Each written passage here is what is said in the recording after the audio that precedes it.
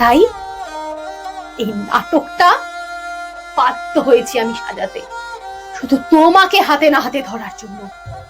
তুমি যা করেছো, দিনের পর দিন তুমি আমাকে ঠকিয়েছো।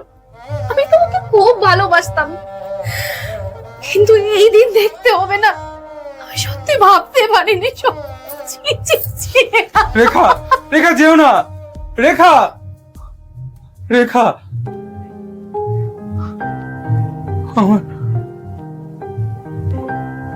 আমাদের সম্পর্কটা ভেঙে গেল।